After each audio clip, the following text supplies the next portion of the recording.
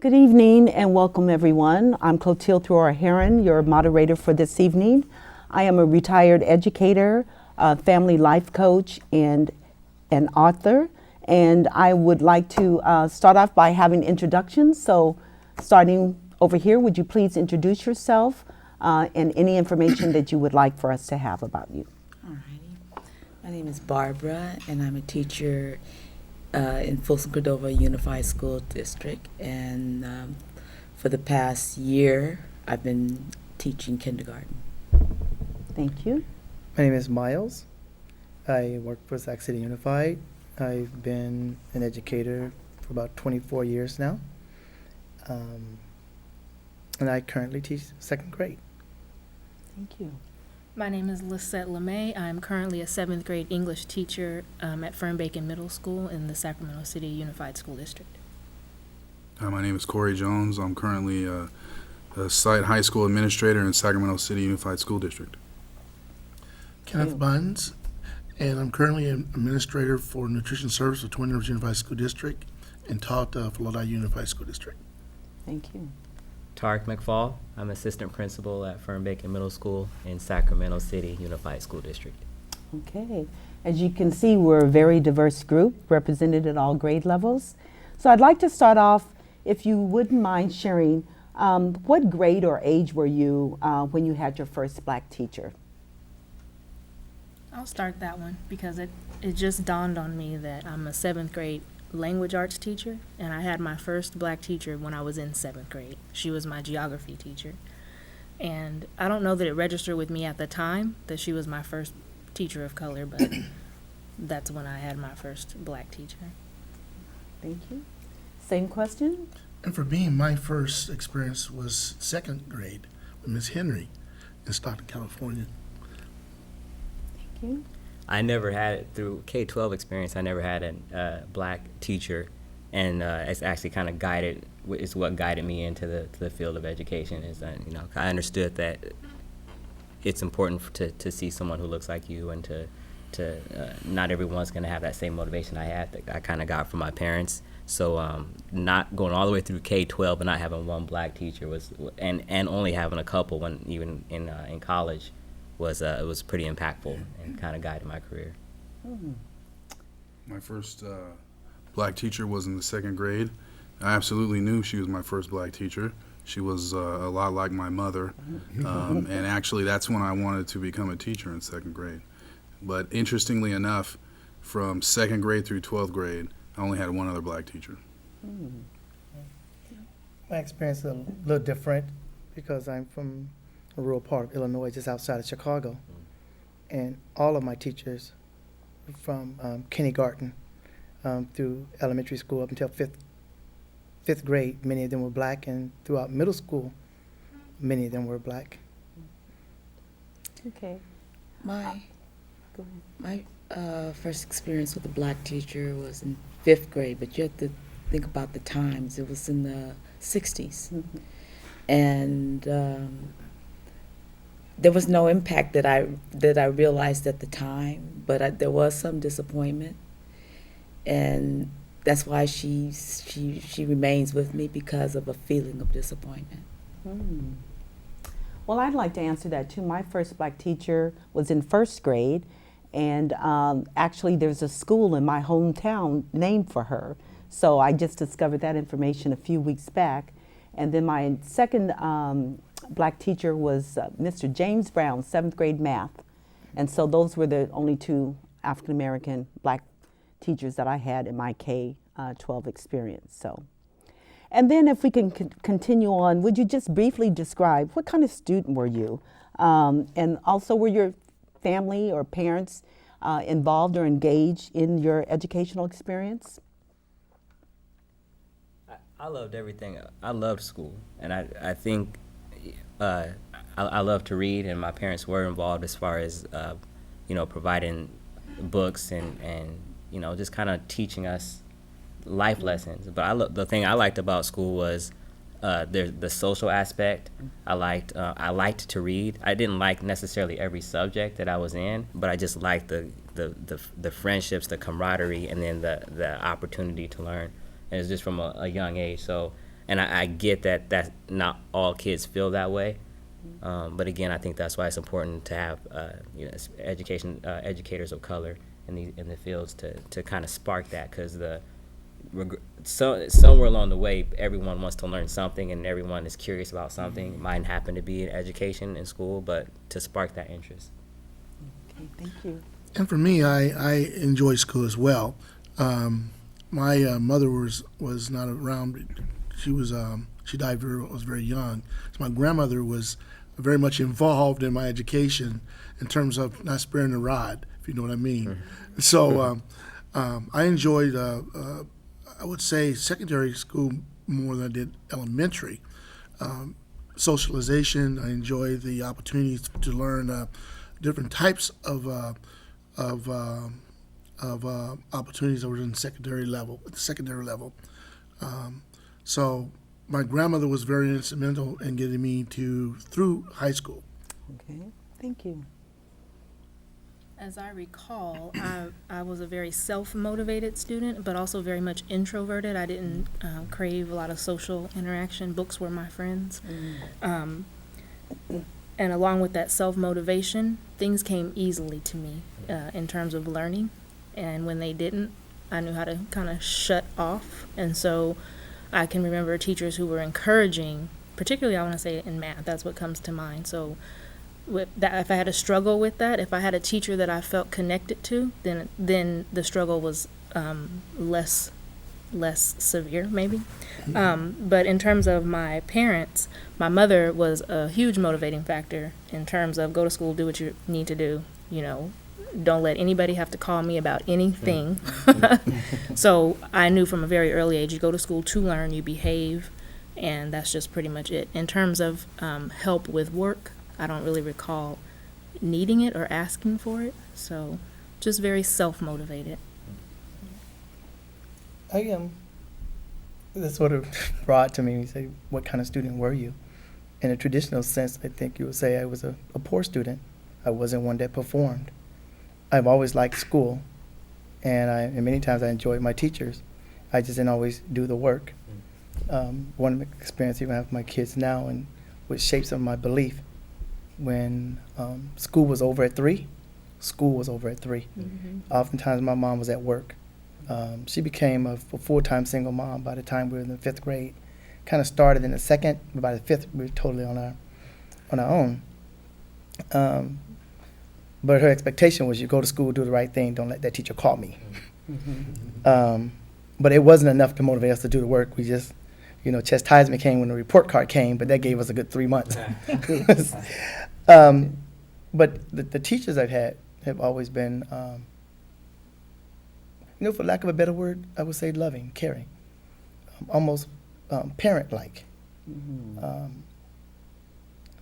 And sometimes I can remember 4th grade teacher, and I'm a product of the 70s, and we wanted to be cool and pierce our ears, get that little one ear pierced and like your uncle. And my 4th grade teacher, ears all infected, pus filled, and she asked me what was going on with it, and she started to take care of it like she was my mother. And so she squeezed it out, took care of it, and as she was doing that, she says to me, "Boy, I don't know what you're doing with a pierced ear. You're way too young for that." By the time the day was over, the next day it was gone, because that's all she had to say. Lack of schoolwork, it was just a matter, I don't know why you're not doing what you need to do. You're too smart for this. But those were still the messages, even though I was not necessarily performing or completing the work that I would hear growing up. Thank you for sharing that. Liz? I was a good student. I don't really ever recall really struggling to learn things in elementary school. My dad worked out of town, so my mom was the only parent in the house during the week, but she would hold homework sessions for the neighborhood in my house, and she worked at a school, and I always used to wonder, how does she know what page of language arts I'm on? Because the district, they all kind of follow the same pacing. So she was always on top of me. There was never really the opportunity for my brother or I to really not do well. It just wasn't an option. But one thing that I will say is I think in looking back, I don't think my teachers were, for the most part, they were okay. But I think my performance was largely based on my parents' kind of will. Like they just said, this is what's going to happen, and there's not going to be an option for you to do anything different. I don't ever really remember anybody or anything, particularly at my elementary school or middle school, really being impactful. It was just, it all came from the house. It all came from the home. Thank you. I recall being an anxious student, mostly because I did not know school culture. I missed all of kindergarten, half of first. Didn't come from a family that taught. So I came in like a blank slate. And I was happy to be there for like the first few minutes. But the point is, happy to do whatever the teacher said. But then the first time she put something on the board and said, now work it, I didn't know what she was talking about. And back then, I don't think they understood the environment that some kids came out of. And I owned it as my fault, something was wrong. And I remember that as a child, I remember praying just to make me regular. That was my prayer, just to make me regular, where I wouldn't stand out as a deficit, And in time that happened because I learned all you had to do was just do the work, and it healed itself, but the feeling remained of always coming from behind. It stays with you. Well, thank you all for sharing that, and we're going to get into the real meat of this discussion, okay? How important do you feel it is for Black students to have Black teachers and administrators on campus? Well, I think in its lowest form, having Black representation on campus, at the very least says it's possible. It's possible for me. Because you get to see Black achievement, Black leadership. And then you get, oftentimes you get a connection, whether it's even if it's a teacher administrator, but even if it's a custodian, you feel some sense of connection. So I think that brings an important part to school. I think it's important, perhaps more for the non-students of color, because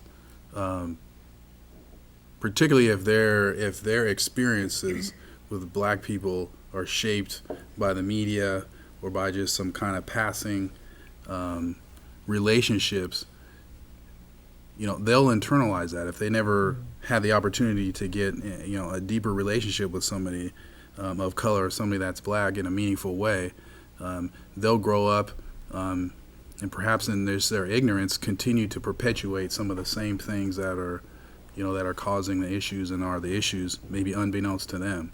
So while I think it's important for Black students to see the representation as you were talking about, probably more so if they're not getting that positive reinforcement at home, then obviously getting it from the other place they probably spend the most time at, which would be school, is important.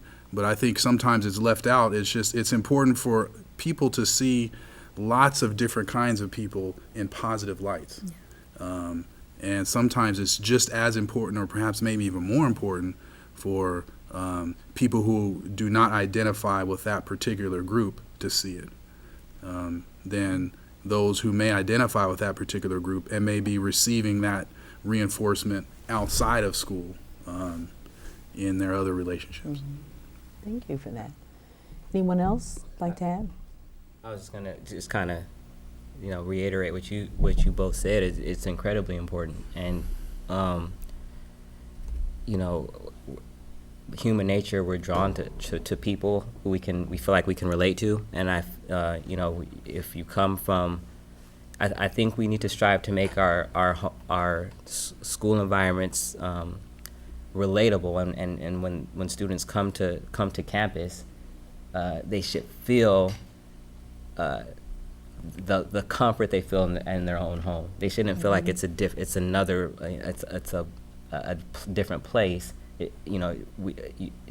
it's okay to have the high expectations and to think that the students can do whatever, to push the students as hard as you can, but at the same time, they need to be comfortable. And I think, and to be a Black American is such a unique thing, and it's one of those things where, when you see someone, I can pass someone on the street and not know them, and it just be us. And if it's a Black person, I'm gonna give them one of these, what's up, and I not know them. And it's unique. And I think I think it's important for students, if nothing else, to have that connection with the people on campus, and even if it's just like you said, on the lowest form, just the skin color, it's important.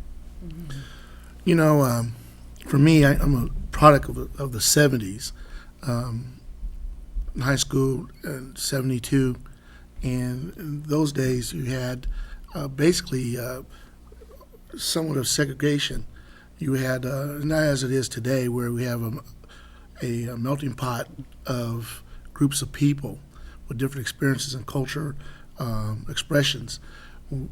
I come from a background where we had either the white or the Black kids, and I recall in my high school we had one African American teacher or Black teacher, Dennis Grant, and he was the music teacher, and he was a gentleman that impacted my career.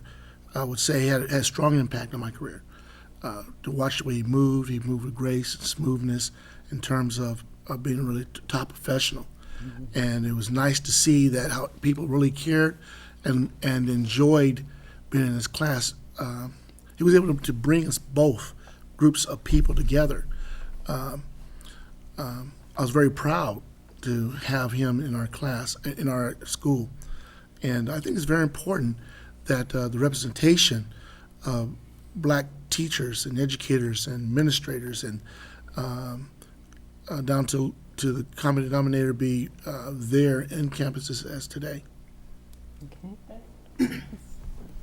Corey actually said something that really triggered, and even in my current experience, was one of the first Black teachers at my school, and my first year there, it was eye-opening because before then, I was at Keith B. Kinney, and we had an experience when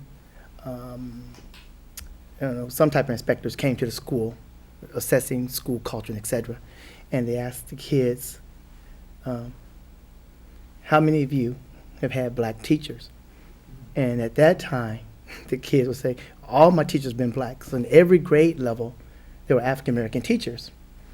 But then in my current assignment, my first year there, and then particularly in my second year, each year progressing, but I had kids that walk up to me who were not of African descent. And, babies, they tell you what's on their mind. I love them. They say, "Oh, Mr. Miles, I was scared of you."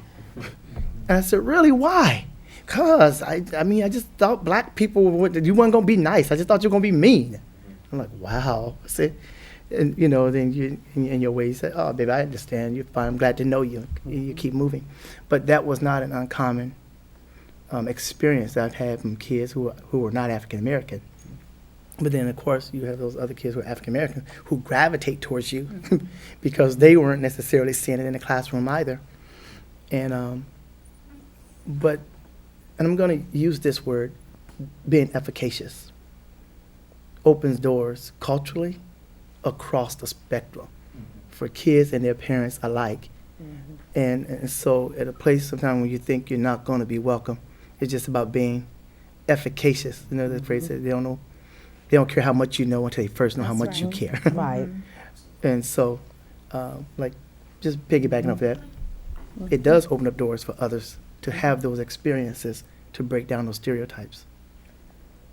And that just Yes. sparked I can relate on both sides of, when I first came to Sacramento City Unified, my first assignment was in a school that was predominantly white, specifically Russian, Armenian, and I was young in my career and young in general and really idealistic and excited, and I didn't really pay attention to any of that, right? So I can now look back and see why I remember, oh, that, you know, so and so don't want their son in your class. Well, I don't care. So, you know, and now knowing I was the only black teacher on the campus, as far as I knew, the only black teacher that ever graced the campus, and just being able to walk in that graciously or gracefully, but I think it's because I wasn't hung up on it. I just knew I was called there and put there to do what I needed to do.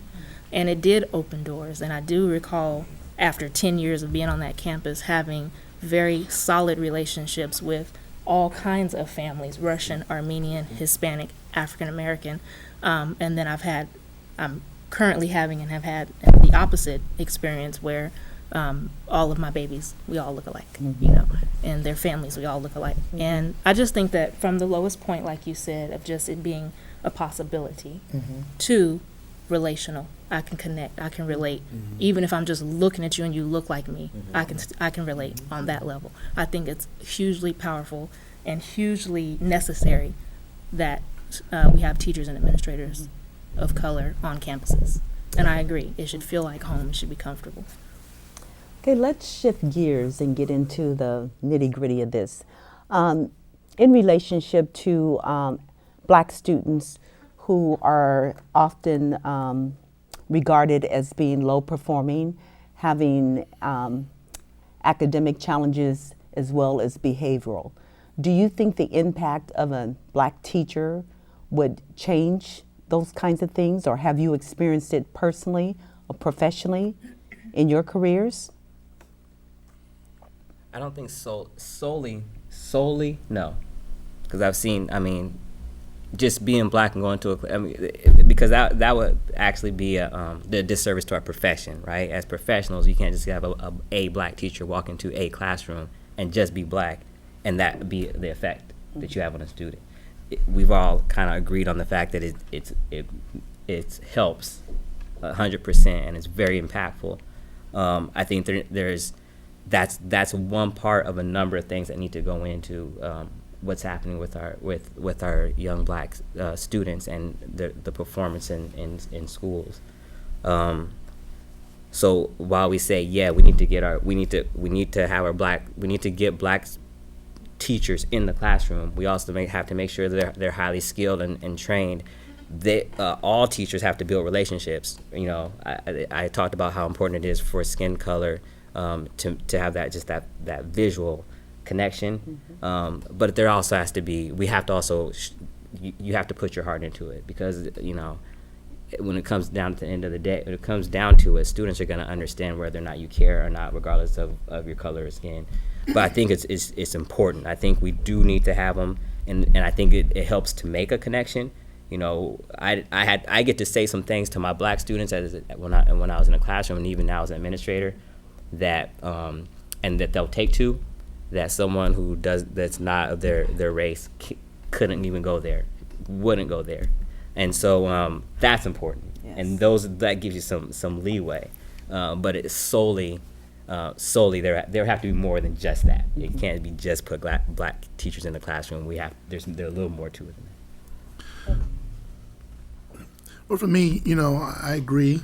I know when I was in a classroom, I had a number of black students in my classroom, and I was able to articulate some passions, I believe, that were very relevant to what they were going through, because I identified what they were going through my experiences of being raised by a single parent. And made my articulation with them was a little more impactful because of my culture and experiences in my culture. I strongly agree that any teacher has to have the passion with their teach.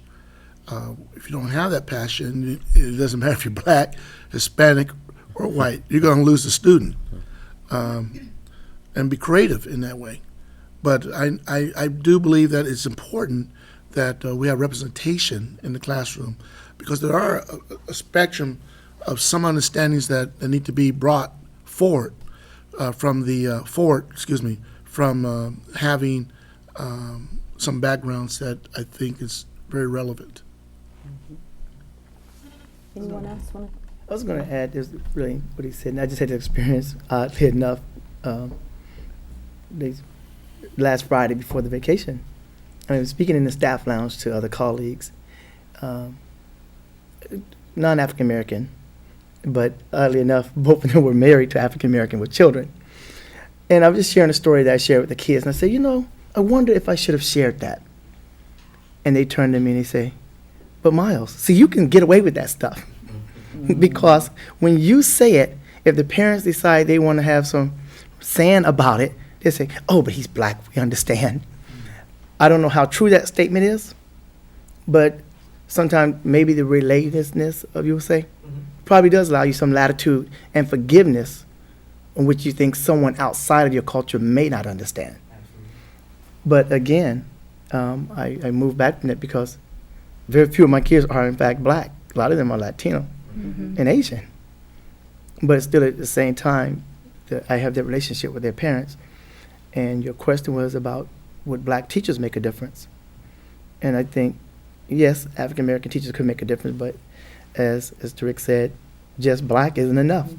Well, related to the notion about our students struggling academically and they come to us, there's a general assumption they come with behavioral issues. Mm-hmm. So if what I think I'm hearing is it's like the deficit perception or the deficit perspective, and I think again it's not just enough to be a black teacher in a classroom, but I think being aware and being mindful of your own thought process.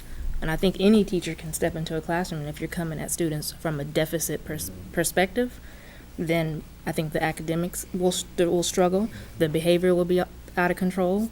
There's going to be some struggles there, but I think when we come into a situation accepting, like, you know, no judgments, just accepting and exercising a little compassion and humanity, tearing down some of those walls, building those relationships, I do think it can be impactful, and I do think we can see our students act and perform differently, but I think that's all relational for the most part. If I may say something, it's interesting that, you know, the background I had working in a district outside of Sacramento County was different because a lot of my students were white and they had behavioral problems. Just we would say that as a black person, in terms of being loud and boisterous and being, I would say, some degree arrogant. You're talking about, speaking about being upset because the father brought him a brand new car and they expect him to have it 4 years, you know, and the way that some of my students would behave, it was interesting to me as a black teacher to see the same type of behavior going forth from a white student, but yet if the same type of behavior came from a black student, it would be categorized as having a problem. We used to have conversations in our classroom regarding the different perspectives. And I thought that was interesting when you were speaking about what you was talking about earlier. I just want to throw it out there. I think a lot of it has to do with if you are, well, I'll take it from the personal perspective. I've had a lot of interaction with black students whose academic performance and particular behavior aren't necessarily those that would propel them in a positive way in the school setting. But when I see that, I have the perspective of being able to have a relationship with other black people, several of them in my family, who may have exhibited those same behaviors, but I have a broader perspective that, you know, there's other things that might be going on, or, you know what, my family member or a friend of the family would do that sometimes too, but they had other attributes and strengths as well. This is just a section that they are displaying at this particular moment.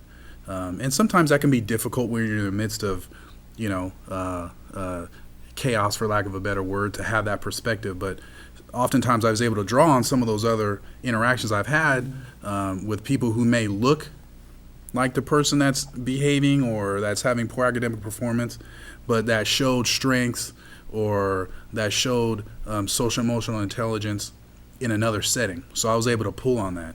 And I think in a society in America that is still, in many, many ways, racially segregated, if you are a white educator and you are witnessing behavior or you are seeing academic performance that may not be successful in the school setting, that is your only perspective. And we all draw on our experiences that we have, had in our lifetime. And if your experience with black youth is all centered around, or largely centered around, students who are performing in a way that is not positive in the school setting, then that's what you have. And when you see it, it just reinforces what you've already known. And if you never had the opportunity to really witness, somebody who looks like that or belongs to that group in a different light, in a more positive light, you don't know what you don't know, and you can't draw on that. So I think, as just being black in front of a bunch of black students is not good. And there are a lot of black educators who themselves don't have a really broad experience with people of color, just because that's just not what their experiences has been. I think that is where I see some of the issues start. So, we talked a little bit before, is having, people of color or black people on the campus a good thing? It's definitely positive for the students, and we talked about that. But it can be equally as impactful and positive for the adults who are earning a paycheck at serving many students of color, in particular black students, because they themselves now get an opportunity to have interactions with black folks or people of color in a different way. And they can now pull on some of those experiences they've had in dealing with things that are going on in their classroom or at their school and say, you know what? I have had experience with somebody who looks like that have been positive. It's not always just this negative. It's not always me trying to get the student to do something that they're not successful at. I've had experiences with people that look like them or that belong to this particular group that I assume they're in that have been great. So I know that they're capable. It's not a biological thing or a genetic thing. It's just something that's happening right now. Maybe it's something I can do differently in approaching them. So I think, we can only draw on the experiences that we've had. And if our experiences are just really, really focused, it can lead to that deficit mindset without really malice on the part of the person. It's just, that's all I know. I was thinking about how one thing that Corey, you and Lisette both touched on is the relationship. You talked about relationships in teaching, and it's teaching is about relationships, learning is about relationships. So when we look at the academic piece and the behavioral piece, I'm gonna learn from you if I want to learn from you, right? You could have the greatest ideas and the thoughts in the world, but if you're coming at me in a way that's for some reason makes me want to stand off and not be accepting to what you're teaching me, I'm not gonna learn it. I'm gonna shut you out. And it's it's all about relationships. So if your way as a black teacher is relating to your student and it's just about your race and that's how they connect and that's how you form a relationship, great. If it's being if you're setting a classroom culture that's open to everyone and giving them an opportunity, that's great.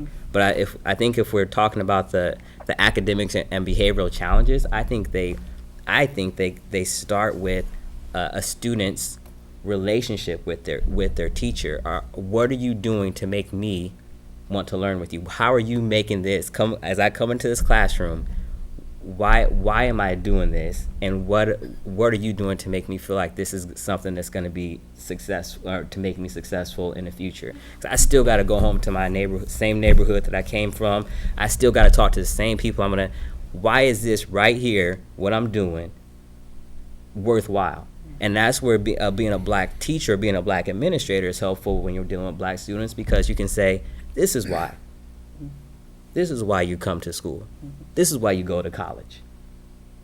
I don't have to worry about a lot of that stuff right now because I went to school and I did this thing. And these are some of the things you can touch on, but it's about, like you guys were saying, it's about building those relationships with your students and them building that relationship with you so they can accept what you're teaching and what you're giving to them. Okay, I want to sorry. stay on the same topic.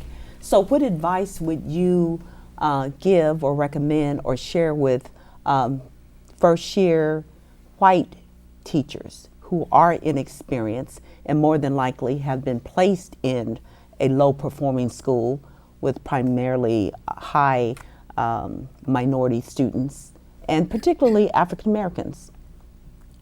Well, I just want to jump in immediately and say the first thing I would say is check your mindset. Like, check your own assumptions and your own perceptions and be real. You know, identify it, call it what it is, and then figure out, you know, is that going to serve you well? Is that going to serve your students well? And if not, how can you remedy that?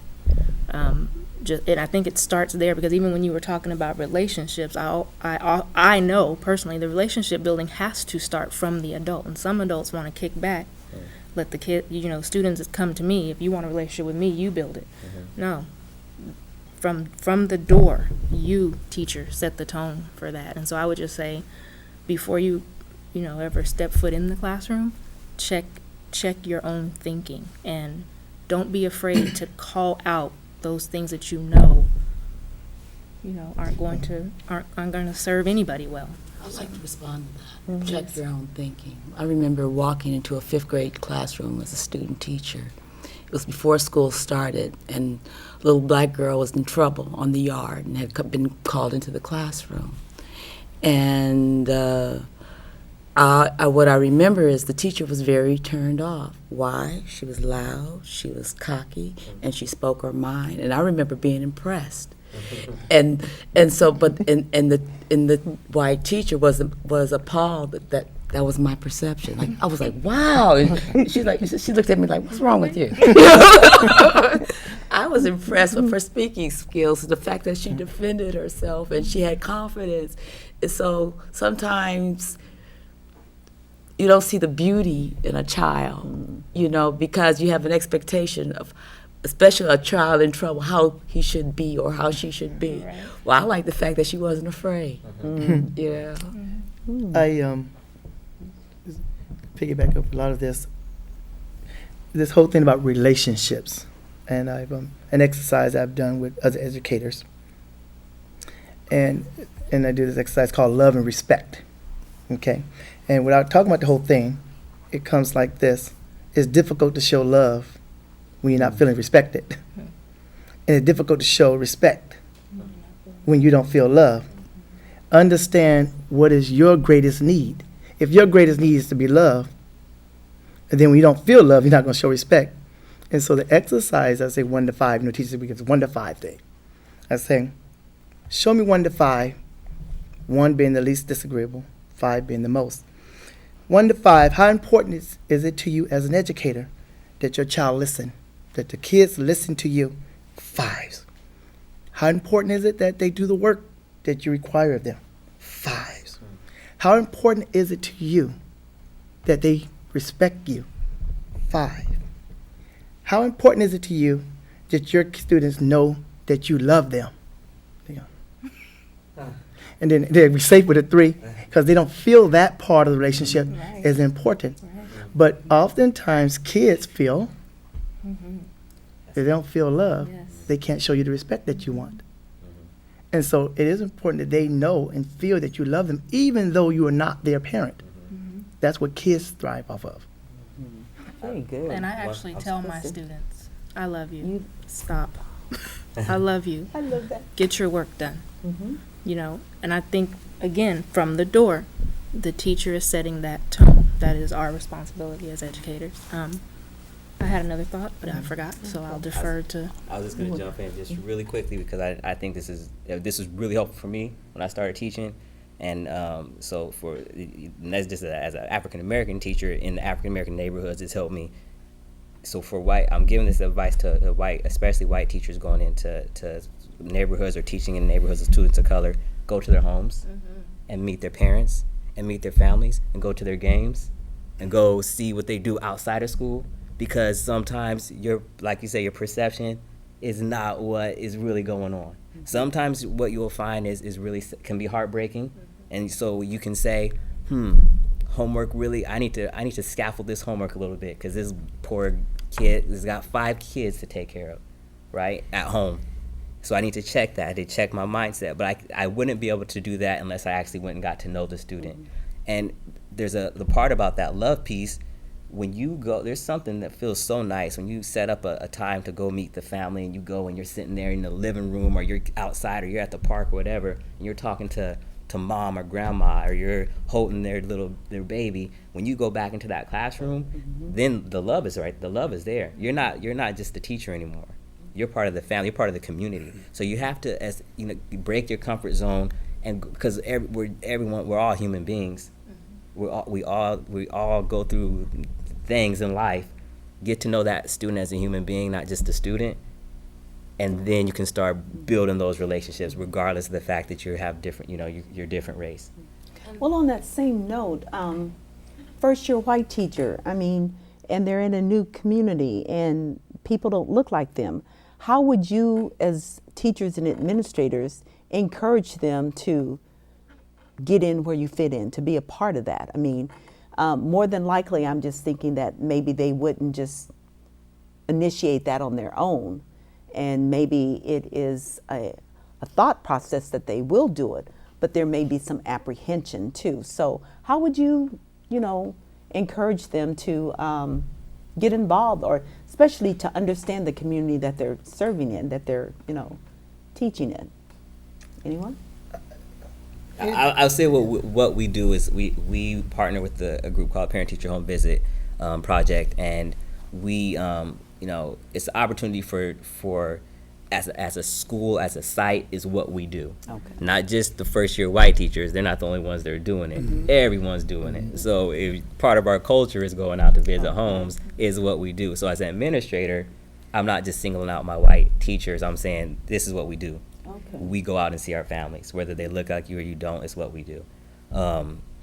I don't know. I mean, you I think guys. that's a best practice, yeah. I couldn't think of a better way to bridge that gap than that way. Yeah. Well, I like to say, being in administration now, in a division that provides services to students in terms of food, we had our district merged with 4 different districts, and the same type of transition into employment, same type of things we had to do that you're talking about. Go out to meet the community, meet the people that live in those communities, talk to them about the goals, our objectives, and the reasons we do what we do, and to build relationships. And I think that that's been one of the most successful things we've done in our department, is have those relationships be recognized, because we had that one-on-one communication, and I think it's very important. Okay.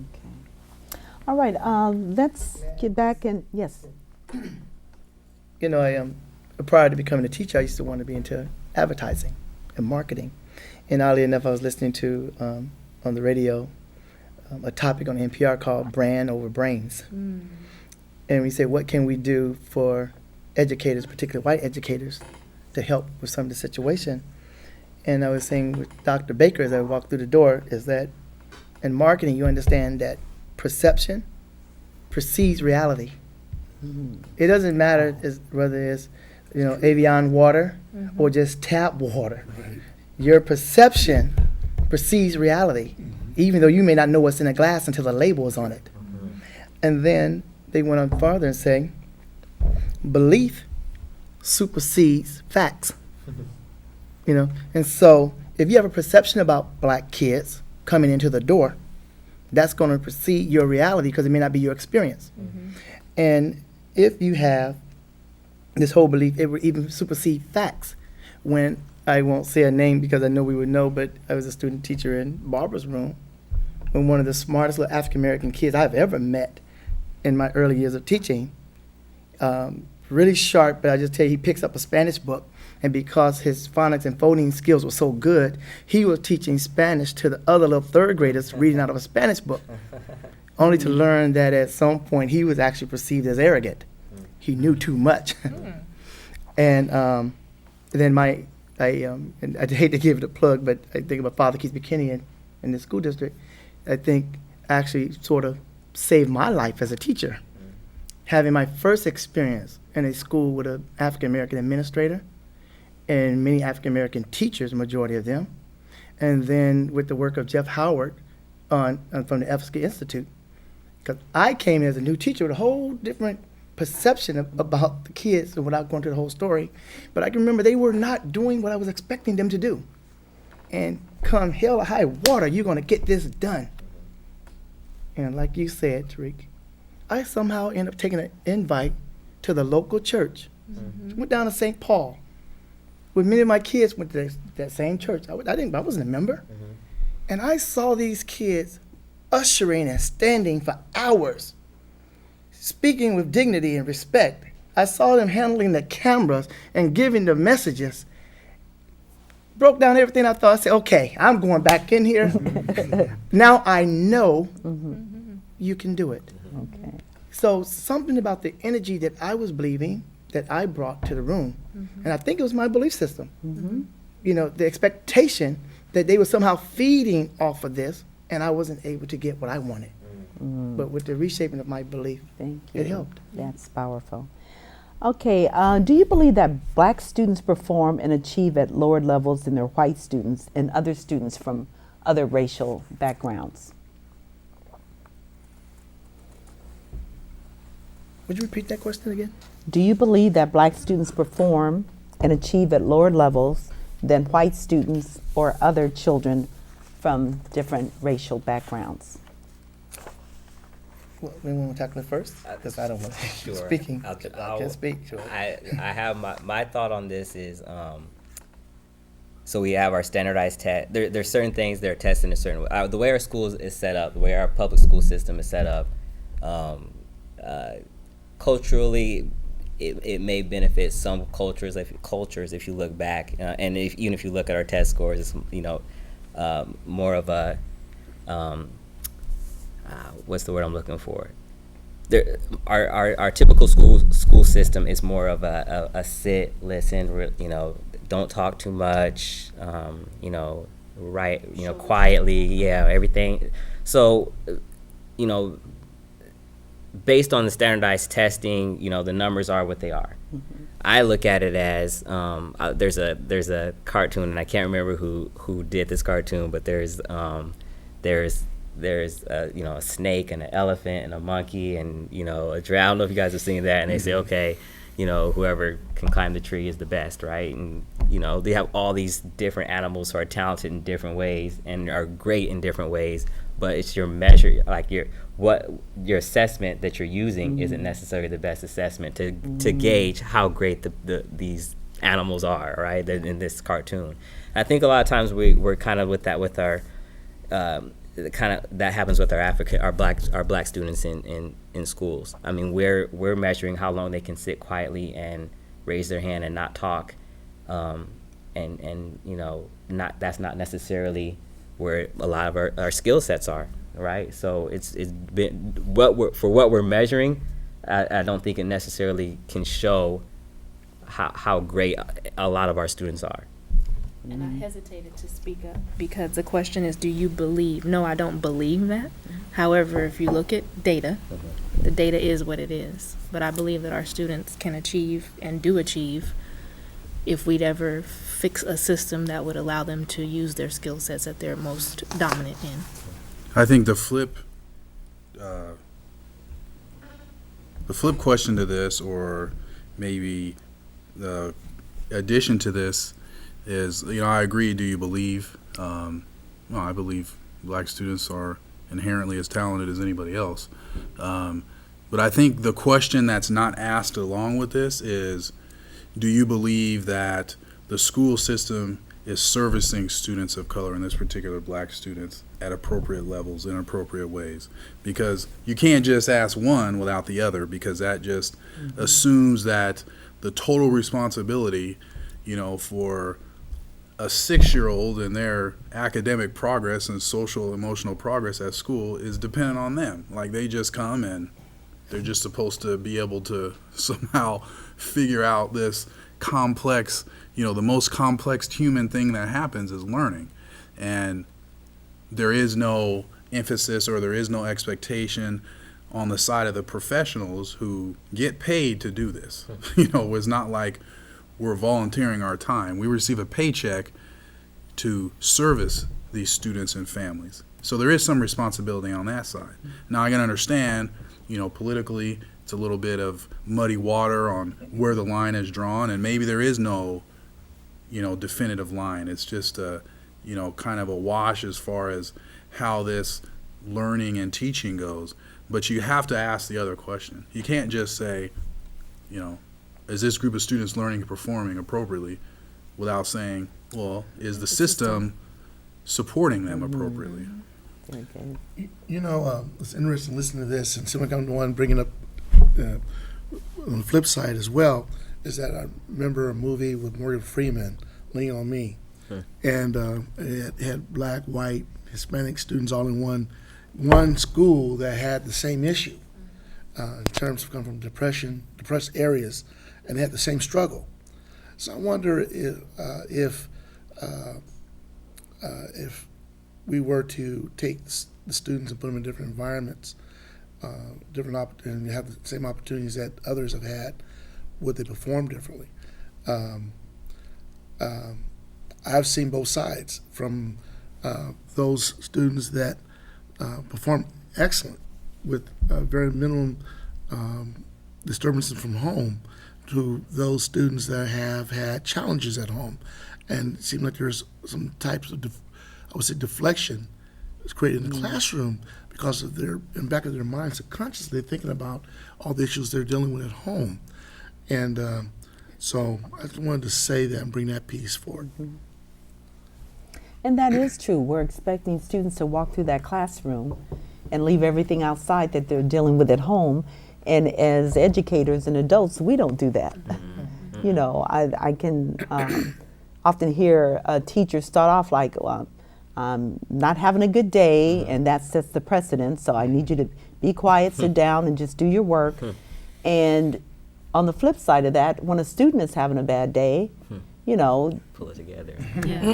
suck it up, man up. And it's like they're children. Right. So for me, it's really hard to ask children to do things that we can't do ourselves, and just be reminded of that. And with the performance piece too, and I didn't want to sound like we have to change the assessments. We have to change it because our kids can't do it if we don't, kind of thing. I think. I wholeheartly believe that even in the standardized testing that we have right now, I wholeheartedly believe that that blacks can perform at a high level. Mm-hmm. I just think that it has to be. It goes back to wanting to learn and to have that that self-belief, not only from yourself but from the people around you, that you can do it. And if you tell people enough that there is that mindset piece that goes with it. So it's not necessarily changing every test to fit every person's skill level, but it's also building the students up, building it through the community, through the school system, so that they can feel like they can do it as well. So, And like you said, having different measurements to Absolutely, test, yeah. to tap into that brilliance, so that they're not feeling like, praying to be different, or Right, something, right. So I think that's important. Add to that again? When you say tapping into that different measurements of a person experience with gifted and talented kids. Right in the heart of Oak Park, we were told we did not have any gifted and talented kids right at Keith B. Kinney. And the administrator says, well, Mr. Miles, do you think we can pull something together? And I say, well, the first thing we need to do is we take control over the test. And so at this time, they were using what they call the Ravens test. And so instead of the parents having to take the kids out to be tested, we asked that the district send someone in to the school. Instead of allowing the teachers to poll the kids and decide who's going to come in based on these limited questions, we gave them some different guidelines on how to identify these kids. And so we had a much more larger pool of kids. And when the kids were in fact tested, we had enough for a whole class Oh. of gifted and talented kids, starting as early in the first and second grade or the sixth grade. And to the point where the tester one time, I remember, I'll just give his first name, the little kid by the name of Walter. Looking so disheveled, clothes didn't look clean, but yet he scored at a level where the tester says, this kid is brilliant. And in mimicking him, he goes, I just don't understand. He said, "Well, you understand what? I mean, this kid, I mean, his level is just so brilliant. I mean, his parents, who are his parents? Well, at this point, the kid was only living with his dad. And he insisted on meeting the father. So we bring the father in. He says, "You think the father will come up?" Sure. Father comes up. He meets the father. Father was painting and all disheveled himself and paint all over. He came in thinking something was wrong. He meets the father. He says, "Well, obviously, this kid and his family, they're poor, and it's a phenomenon." That was his word. Oh, this is a phenomenon. But again, because it sort of broke the mold, and it also broke the mold for many of us as teachers, of many of the kids who in fact identified, because there were some of these kids that we never would have thought was going to be considered the gifted and the talented. So try it, test it. Rhyme, rhythm, repetition. It works. Anyway, we'll stop there. Thank you. So on that same note, what strengths, skills, and attributes do you feel or think that Black students bring to the classroom? Creativity. Colorful. A strong oral skill set, given the ability to speak, their minds and speak their thoughts, along with that creativity. I think a lot of Black kids have the mental models. They pull that from the home, from the parents, and see they're able to achieve. And they see the parents work so hard, and to be successful and to provide for them, that they become creative on how to achieve the same thing or more. And so I would say the mental models. And along that same line, a strong resiliency, very resilient. So our kids are resilient. Absolutely. Absolutely. Absolutely. I know several kids are really strong. They go through a lot. They deal with a lot daily, even just to get to school. And they still outperform, and maintain their performance in such a way that's full of integrity and courage. And it's even inspiring to me to see this. Well, let me just play devil advocate and flip that. The kid that's not how you just described. As far as Not resilient. not resilient, not exhibiting creativity or a strong sense of self and identity, and they're just, kind of like there. I've walked into classrooms where I can see kids that are vacant. So, what would you I would suggest or offer to children like that, Black children specifically, that are coming to school weary because of their community or what's going on at home? Right, and I think that's where I would first, why? If you're coming to class and you're just, and there's nothing there, I always think there's something there because we're human beings, and there's something that got you out of bed to get you here to this school and has you sitting in a seat. So it's what you're doing right now is either better than something, or there's some force that is bringing you here today. So there'll have to be questions, and if you're closed off because of the community that you're in or the situation that you're in, my job as an administrator or as a teacher or as anyone in the school is to see if we can show you, if it's just to the community in your surrounding areas, to show you what can be. Right? Maybe it's just a community college. Say, this is what college is. Yes, you can get there. Or coming here to Sac State, checking out our campus, looking how beautiful it is. Look how diverse it is. This is not that far from where you are. This is a few miles from where you are. You can be here if you don't like where you are right now. Because just because you are where you are right now, doesn't mean that's where you're gonna be. And I think most of us can speak for that. I'm far from where I grew up, and don't have any plans of going back. But it was because I said I want to do it and put the wheels in motion. And all of our students, you know, regardless of how they're sitting in their seat or how they're carrying themselves, I think there's something that something drives them. There's a spark in there somewhere, It right? goes back to compassion and empathy and humanity, and if you can find out why, take the time to try to find out why, to try to build a relationship where you can get to the nitty gritty, what's going on, you know, and then planting those seeds of hope. And you're right. A true story of a young lady that just would come to school and just would act a fool, just crazy.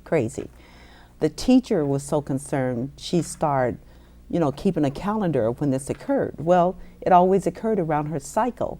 And the whole thing was she didn't have the feminine hygiene products. You know, the family didn't have the money, so she'd come to school just to act crazy to be sent home. So she didn't have to. Okay, so that she didn't have to deal with that. So a teacher was finally able to get through to her, and they just packed a backpack and kept it in the back of the classroom. And without anyone knowing, when it was that time of the month, she just would get the backpack, switch it out for hers, and go handle her business, take it home. So you're absolutely right about, you know, having that connection, because like you say, kids don't care how much we know, how much we care. And the foundation to relationships is that trust, respect, and a willingness to be vulnerable, you know. I think one of the things that, you know, particularly for teachers, you know, this is kind of geared, this discussion is geared toward white teachers who may have had limited experience. One thing is know what you can control.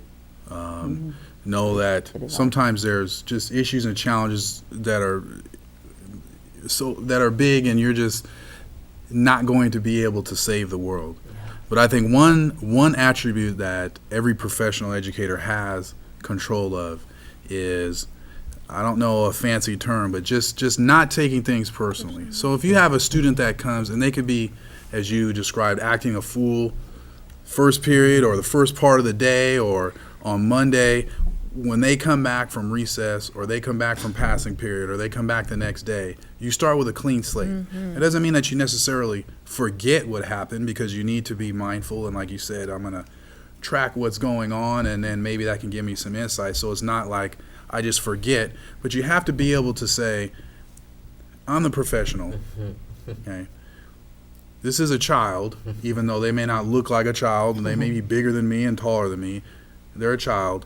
And it's my duty, it's my professional duty to, when they come, to receive them and not to, you know, hold some kind of ransom or something like that. Like, well, you've been messing up 2 days and I'm going to give you the evil eye. No. Every time you come into contact and interact with any student, but particularly the students who, you know, are the most challenged or who are having the most struggle, you need to start the counter at zero every single time. Thank you for that. And even in the midst of chaos, you need to be the professional. You need to be calm. You do not need to get on the level that they're getting on, because that's not going to help anything. And you're going to put that student in a position that might have them react in a way that totally exacerbates the situation and issue. And now we're having to deal with their reaction to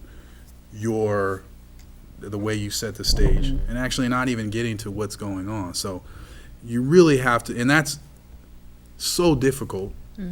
It's simple, but it's hard. And what you kind of described is checking your mindset. You have to be cognizant and aware that I need to make a note on your lesson plans. I need to make sure I give Johnny a clean slate. Like, you can't just assume that it's going to happen, because, you know, the kind of human reaction is to say, hey, you've hurt me, you've disappointed me, I'm going to, it's just kind of human reaction. So you need to make sure that as a professional educator, you can control that of yourself. And also maybe even making, the colleagues that you have, making wise choices there and saying, you need to make sure that I am doing that. If you see me not doing that, you need to say, hey, Good point. you know, I know you got a problem with Johnny, but you need to give him a fair shake today. It's a new day. Or you had, it's been lunchtime, he's coming back to class. Make sure that you're aware, because we all can get to the point where we, take things personal, because it is personal for us. But we need to make sure that we're not taking, the challenges that we confront as being personal, particularly if they're, you know, not necessarily connected to the school or to something that you did. You're just having to deal with, you know, the student and trying to support them through it. You know, when I was teaching, I used to use this system called STAR system: situation, task, action, and results. And what I discovered that if you were to have a relationship with the student and learn the mental models, which are their understanding what's happening around them, what influences them, and start chip away of something that's, and still embed something that's positive and have an outlook for them, you can see a change starting to develop. It may not be as forthwith as you like to see it, but you'll see gradually the student come around. You're talking about start at ground zero every day or down to zero. Give them opportunity to deal with this situation and the task and show positive action, and I guarantee you have positive results. And this might Absolutely. sound overly simplistic, but for me, just personally, you will find what you're looking for. So if you are looking for the negative, you will find it. And that That's clock true. reset doesn't always necessarily need to be reset the next day. Sometimes it needs to be reset the next hour or after The next recess. minute. Like the That's next a good minute. one. Like you have to be willing to just let it go. Not being dismissive or permissive, but it's don't take it personal, don't hold on to it, you know. That's critical. You've said a lot just with that, because it is hard to forgive sometimes, even with children, and sometimes they get too close to the truth and you're mad all day, but they come back the next day wanting to love all over you. And how can you be trying to reject them? All that love you're missing out on. Okay. What are the qualities of effective teachers in preparing to teach Black children? And the second part of that is, can anyone teach Black students? It's kind of rhetorical. It is, because when you say when you say anyone, do you mean Anyone? bad teachers can teach? Bad teachers cannot teach Black students. No, I think good teachers can teach. Good teachers can teach anyone.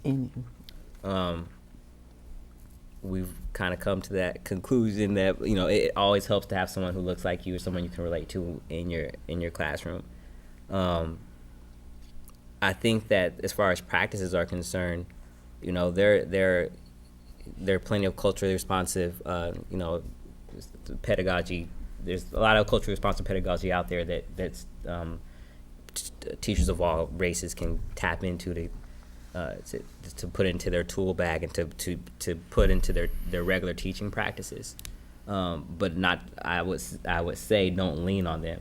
And one, for an example, is when I first started teaching, I got really, I learned about culturally responsive teaching. One aspect of culturally responsive teaching is call and response.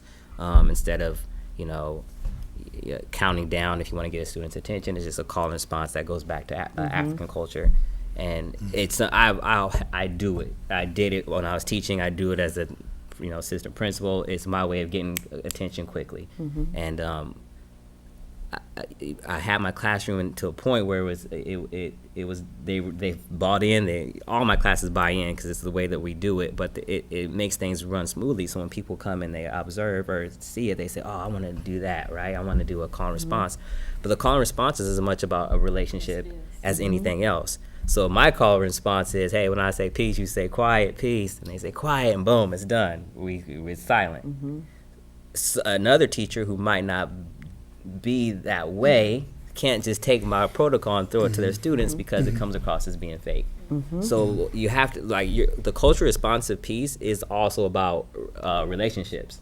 So when I say that there are practices in place for teachers to learn that work culturally, to learn about the students' culture in their classroom. With that being said, make them authentic. Don't fake it, because if you fake it, it's gonna you might as well not use them at all. And that's any race. But I say, if you're a white student and you're coming in, don't grab make it authentic, make it yours. Yes. He said don't be fake. Even tying into your last question and this one about quality, effective teaching and preparing to teach Black kids. There was John Gray wrote a book, the guy who did the book Men Are From Mars, Women From Venus. But actually, he did another book called Getting Along with the Opposite Sex. And there is a piece in there where he talks about hidden resentment. Hidden resentment? Hidden Hidden. resentment. Yeah, hidden resentment. And he sort of spells out when you with someone for quite a bit of time, when you have resentment, they know. When you say, honey, I'm fine. Are you sure? They know. And you know what? Kids know too. Oh, yeah. Yes, they do. And so when you have this hidden resentment that, you know, oh, this kid come to me 3 grade levels behind. Now what am I going to do with him? And then you teach from that perspective. You think, I do extra tutoring, I try to go out to his house, I keep him after school, but that hidden resentment is there, and you think he should be appreciative of your extra time, but he feels your resentment. New start. Let it go. Also about control. Control versus management, and control versus care. I can't make anyone learn. So therefore, I have to think about what it is I need to do.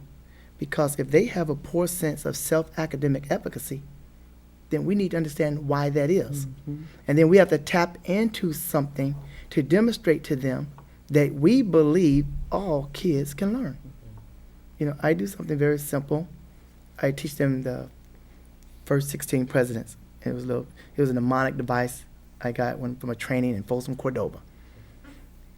But when I teach this little mnemonic device, and they learn the first 16 presidents, then they get to the first 24.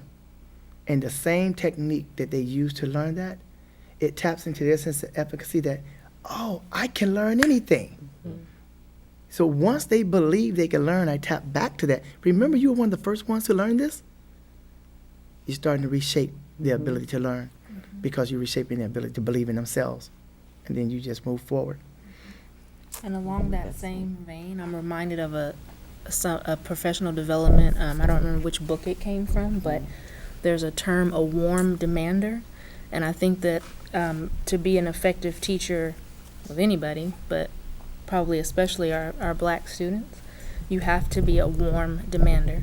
My expectations for you are here, and they're not going anywhere. And so every day, I'm going to reset, and I'm going to expect, and I'm going to hold you to this expectation. You're not getting off the hook. You can't escape, I'm holding you here. But that's also relational, because if I've built the relationship with you and you trust me and you know that I have your best interest at heart, I could push you to do just about anything, right? But again, it's reciprocal. There has to be trust and respect, and love, right? Yes. But a warm demander. I won't let up. I won't. Which brings me to my other thought that's been playing in my head, this notion of our kids versus their kids. Their kids. They're our kids, and if we can get that in our head, I had an instance many years ago, but I still remember this student because physically he reminded me of my own son. And I would call him, son, stop, son, come here, And he never once questioned why I was referring to him as son. And this was a student whose behavior stood out because he was not conforming. And other teachers, they had their, oh, here he comes, and oh, I hope I don't get him next year, and that kind of thing. And I could just simply say, son, come here. And it was that tone, but he also knew that I love you, I want what's best for you, and this is not okay. And you're going to stop. And they would send him to me. He wasn't my student, but you need to go see Miss LeMay. And I think it's just that sense of you are expected here, and I'm not accepting anything less. Never lowering your expectations. Never lowering your I just think that happens. And that was a question too. So why don't we go into that? Do you feel like some teachers have lower expectation for black students and their performance level than others? Unfortunately, yes. Absolutely. I do. You do? I have seen it, and experienced it in teacher lounges, because it's easier for them to just have that than deal with what the students going through with the mental models, and try to passionately relay the information that you're hired to do. So, I think I can speak personally. I've done it. I mean, it's very difficult to look in the mirror and look at your shortcomings. It's much easier to project those upon particularly students that are kind of under your supervision. And that's why, I can't underscore, particularly for, teachers and educators who might not have a wide kind of experience with different kinds of people, and particularly students, and teaching, that you really need to be able to look introspective. And I know when I became a first year teacher and I was learning how to teach, right, I focused on all of the technical aspects. Right, I spent all my time on how do I write the proper lesson plan, and how am I going. The technical parts, which are difficult and challenging, and you need to. But in some instances, they're much easier because it's just it's more black or white. Like once you learn how to write a lesson plan, it's pretty much do this, do this, do this, do this. I can learn that. I can practice it. I can talk about it, and then I got it. But really, what makes a good teacher, the quality, effective kind of qualities that we're looking for, it's no different than teaching black kids and teaching other kids, but it's really about the intangibles, right? Can you reset the clock? Do you have the mental strength to do that? Are you willing to purposely put yourself in many different situations where you are the minority, whether that's the racial minority, the gender minority, whether it's just culturally a minority? Because as a teacher, you have to operate from the strengths of your students. And if you don't share their experiences, you have to some way purposely put yourself so that you can kind of get a taste of what they're experiencing so that you can relate that. Do you have the mental strength to do that? Because most people don't. Most people kind of operate from their comfort zone. They don't purposely put themselves out. And that is probably the most difficult thing when you're trying to teach students who have the most challenges, who come to you with the most challenges, whether that be black students or any other students, is can you do that? Can you do that day after day, year after year? Do you have the professional and personal support? Because teachers need support outside of the professionals. You're going to, be flash in the pan. Have you built those up? And I think sometimes when we talk about it, we support beginning teachers or first year teachers that are going into environments where they're dealing with the most challenged students. We don't talk about that very much. I know that I haven't sat and talked to first year teachers and said, personally, where do you get support from? When you're at home, do you have somebody there that you can talk to about the challenges you're going through at work? Do you have that at school? We don't talk about that, but that's really what's going to give that teacher the strength, the ability to be able to come back day after day, to be able to serve the students, to be able to do all the things that we've been talking about. If you don't have that, you might be good for 6 months, you might be good for a year, but we really need to be talking about that, really need to be teaching and instructing, our beginning teachers and our teachers in training on, how do you do that? Because those are the things that you're really going to lean on when X student is having a fit in your class, or you're unable to, you spent hour after hour trying to teach the student how to read and they're not making the progress that you want. I mean, those are the things that you're going to really need to rely on. And it's tough because it's like you're, we have 700 plus students on our campus. I have 700 kids. I have 700 children that I care for like my child.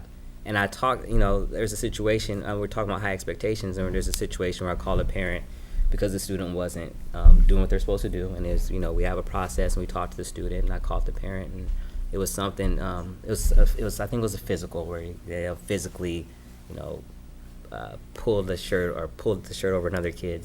They're roughhousing. But one of our things that he ended up, he had his punishment. I called the parent and said, hey, this is the situation. And I talked to the student, and she kind of pushed back a little bit. And she said, they're just playing, and, I don't understand why we're having this conversation if they're just playing around. And why is he in trouble? What happened to other student? I said, this is the way I look at it. I have 700 kids, and my job is not to really delve into the why necessarily. We'll get to that, but the what is really important. And in this, that we have this setting, this academic setting, where our expectations here. And so just like whatever I wouldn't want my child to do or want to happen to my child, I'm gonna call it on everyone, because that's how we have to do it. So as far as expectations are concerned, I have the highest expectations for every one of the students, but I'm gonna speak and treat them like they're my own children, which means I'm not gonna disrespect them. I'm not gonna embarrass them, call them names. It's like you say, warmly, I'm going to let you know this is what's happening. And if I have to do it again, I'm going to do it again. If I have to do it 5 times in a minute, it's going to keep happening until you get there. But it's, again, you have to kind of watch your, especially when you're coming into a culture, look at the culture, think about the tone. You can't go wrong with warm. I mean, don't mix up warm with soft, but you can't go wrong with warm. If it's something like, hey, you got to put your pants up, man, right? This isn't the setting. And if you don't get the reaction that you want to, don't take it personal. Come back and come again.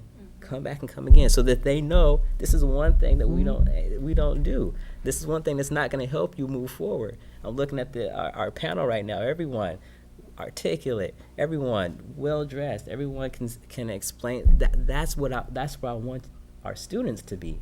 But to get there, you have to kind of understand the code switching. But from a teacher's perspective, and especially from a white teacher's perspective, do not lower your expectations. Don't let that student walk by with his pants sagging like, you know what, he's going to be mad if I tell him to pull his pants up, right? Oh, well, huh? Exactly. Go Oh, back and well. do it again. I love you enough to tell you to pull your pants up. Exactly. And I love you enough to not degrade you and disrespect you with it, just to say, this is what we do, this is why we do it, and be persistent with it. That's going to be incredibly important. I'm sorry. I'm sorry. Go ahead. I want to go back to this gentleman was talking about, Corey was talking about, is that when I was teaching my first year, it was difficult because I didn't have a support system like you were speaking of.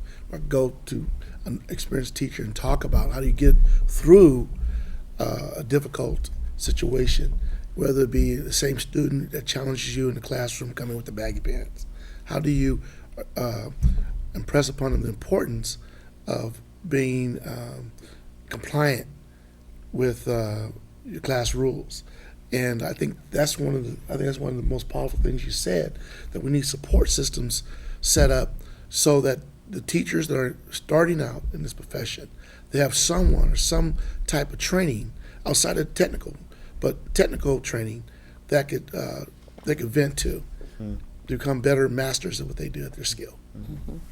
I agree. This comes specifically from a student, so I'm going to read it verbatim.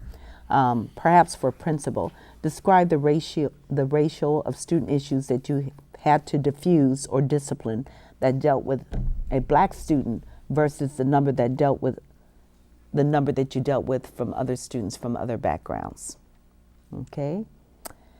So, describe the ratio of student issues that you've had to diffuse or discipline that dealt with black students versus the number that dealt with others from different backgrounds. Well, Go ahead, Corey. I've been an administrator at 2 schools, and both schools were, by far the majority was black students. So ratio-wise, I don't know if it was Black on black. if it was out of ratio, but I think the gist of the question, once again, one of the most difficult things about being an administrator is trying to support a teacher and trying to get the teacher to understand it's in your best long-term interest if you develop a way to be able to handle behavioral issues, particularly with students who are the most challenged. Now, as the administrator, I can come in and I can mitigate the issue, but with students who have the most challenges, black students we're talking about, oftentimes that relationship that we've mentioned is built in mitigating them through a challenge. So if I'm the one that's doing it, I'm gonna have a great relationship with the student. I'll be able to say, son, come here. And you'll be looking at me, how are you doing that? I'm going to have a great relationship with the parents because I'm the one always talking to them about the issues that the kids have. And they will express to me, how come the teacher's not calling? And I have to sit there and play the, the professional game and not, say what I really think is going on in the classroom. And I got to support the teachers. But, that's very difficult. And I think, particularly with baby teachers coming on, new teachers coming on, particularly with, white teachers coming and teaching in, high racial minority schools, you have to understand that, the classroom, these students are mine. These are my students.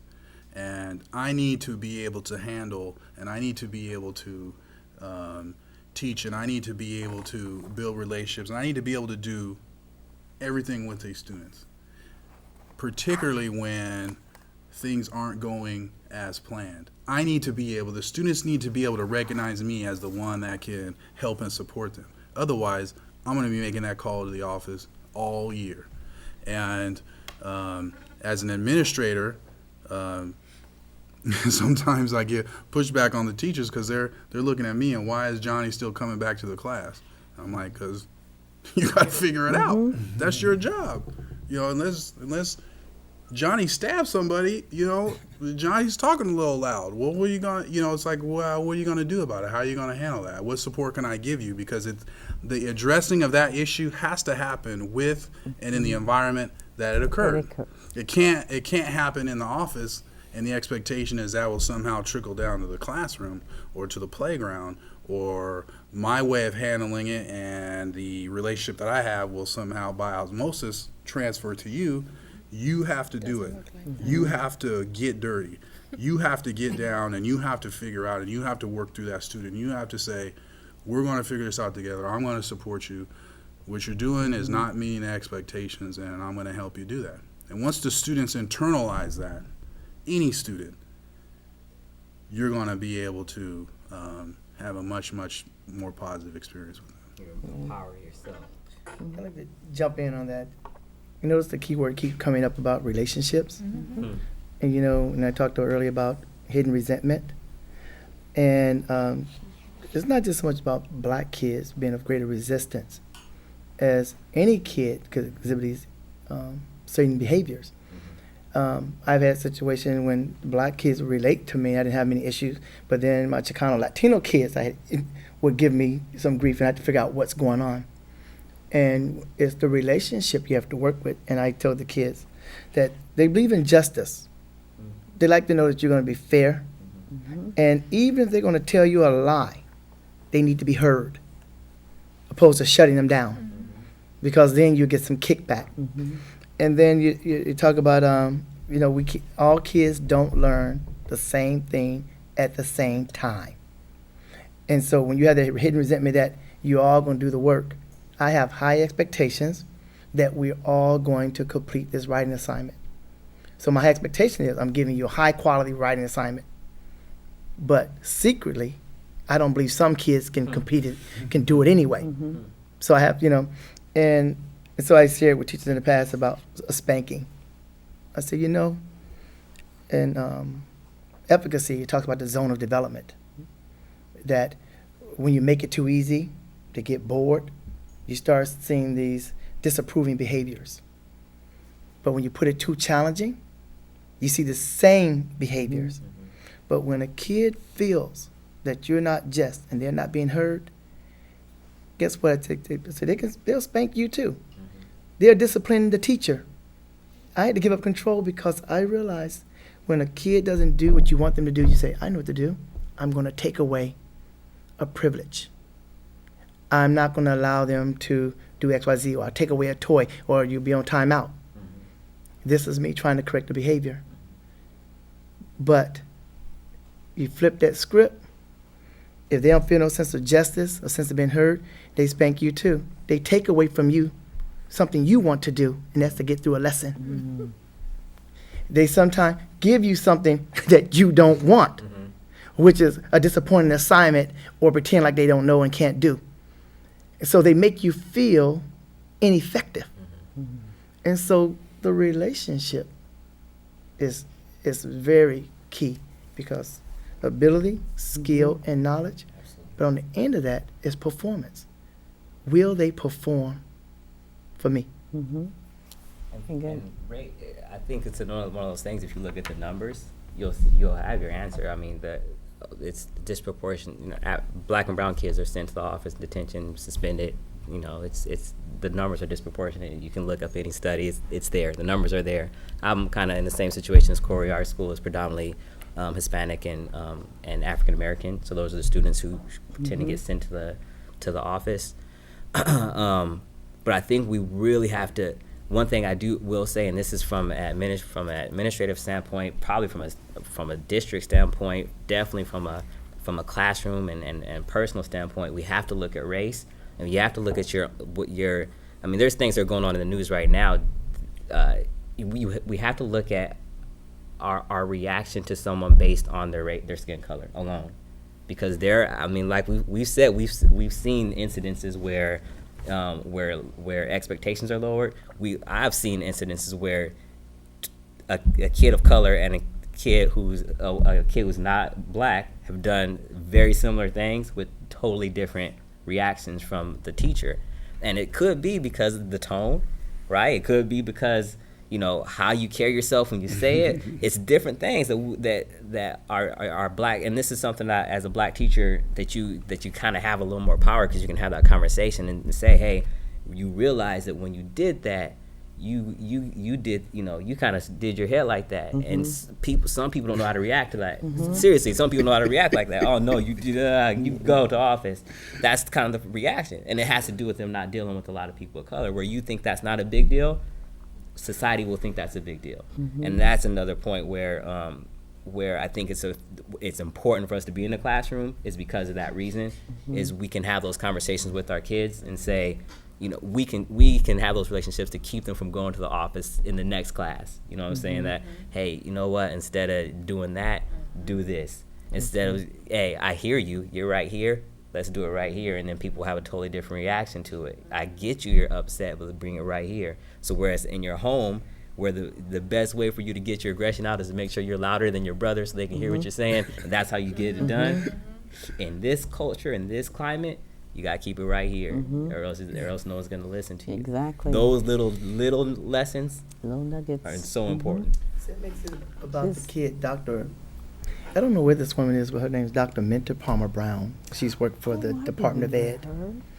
And I was attending a workshop that she gave, and she gave a scenario similar to what you gave. But I think the phrase that she used was like racial identity. And that when a teacher can relate to you in a racial manner, you get to be seen as a whole person. Johnny comes in and has a bad day. He throws his pencil, he knocks over the chair, he puts his head down, won't do his work. Johnny, what's wrong with you? What's going on? This is so unlike you. But then Tyrone come in and do the same thing. I'm not having it. Out of here, Tyrone. No relation to it. No relation. They're the same behaviors, but because I can relate to you, you seem to get some grace. I see you as a whole person. And so it's not so much even about the kid, it's about us as adults checking ourselves and our perception. I think piggybacking onto that is, once again, we're kind of talking and directing this conversation or discussion towards beginning white teachers. You have to always model what you want to see. So you can't expect a student, any student, to show the kind of social emotional behavior you want through frustration and anger if when you get frustrated at something you don't do the same thing. So if you're saying, hey, we always need to speak in an appropriate voice level, but when somebody isn't conforming to what you want in the classroom, you're, hey, you need to get, well, you're modeling exactly what you want.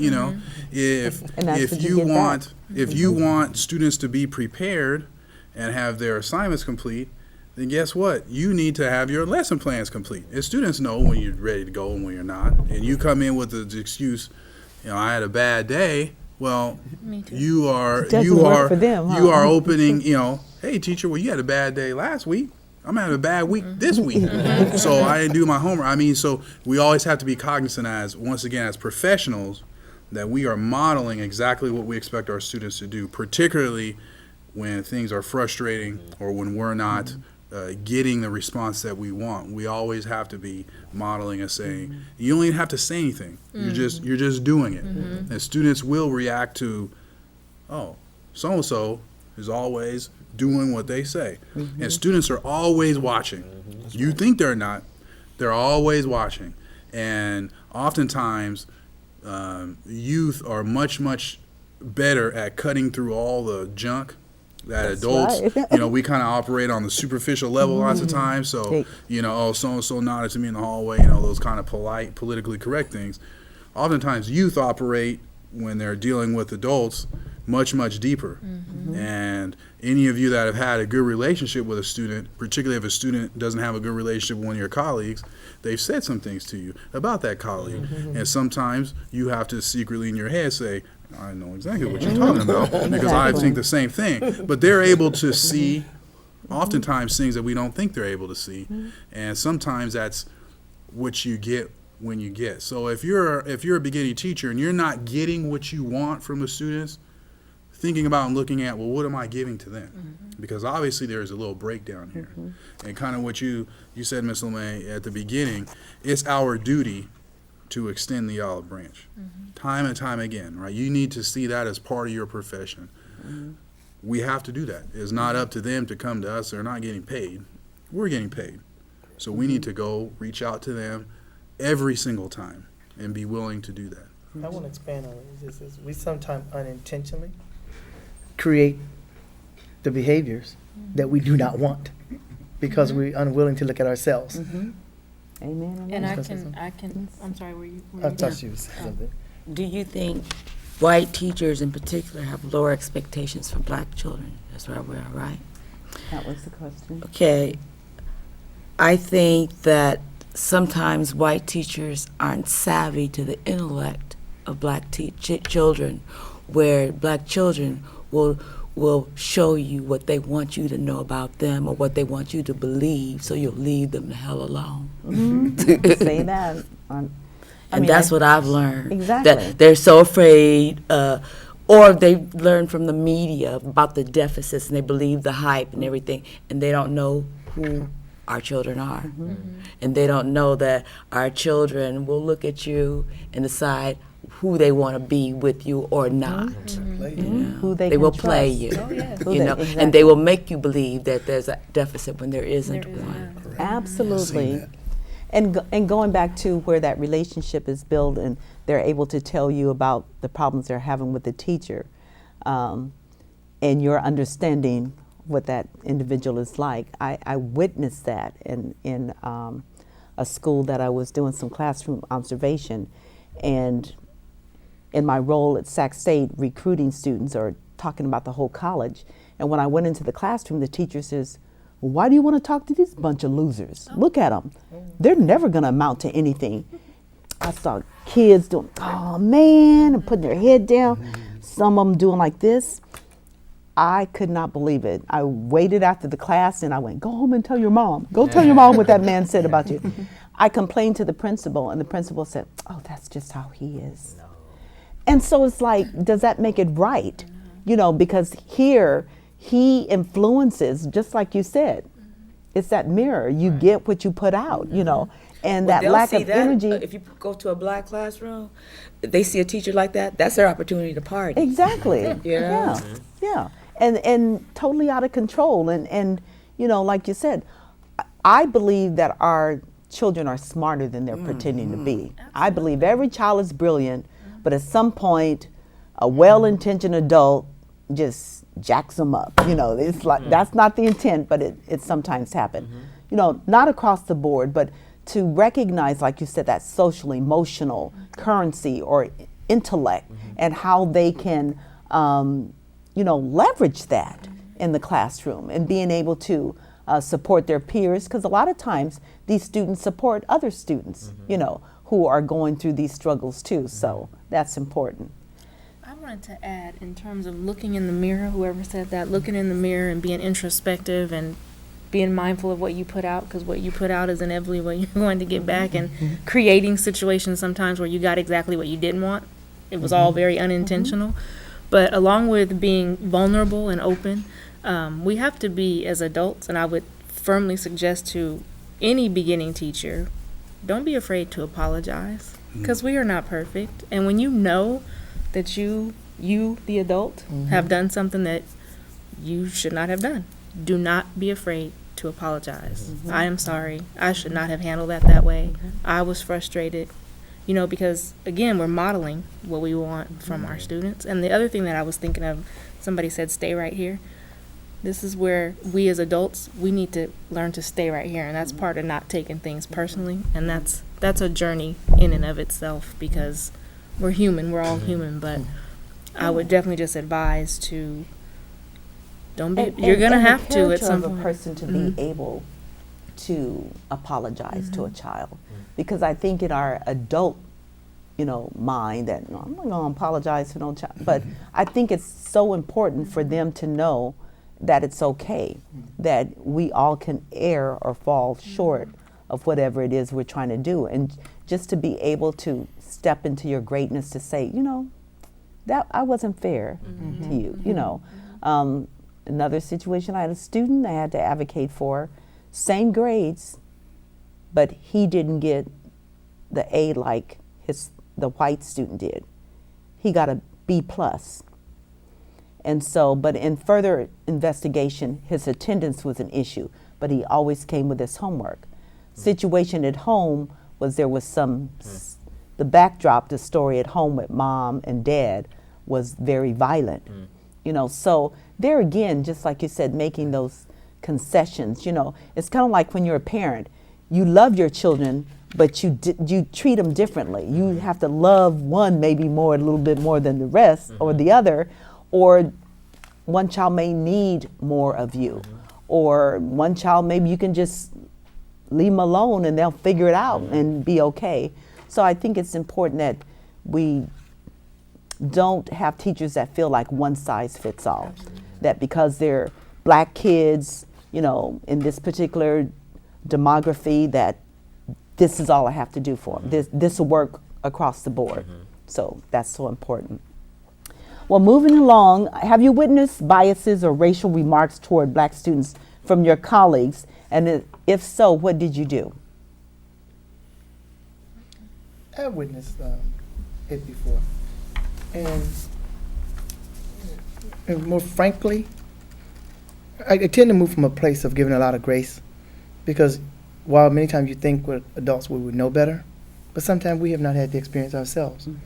I can remember sharing a story with colleagues, and they're talking about basically the academic achievement gap, and about how some kids believe, and et cetera, and about kids home. And without getting too into it, I had to remind them that oftentimes African Americans, we have an experience that compares to none.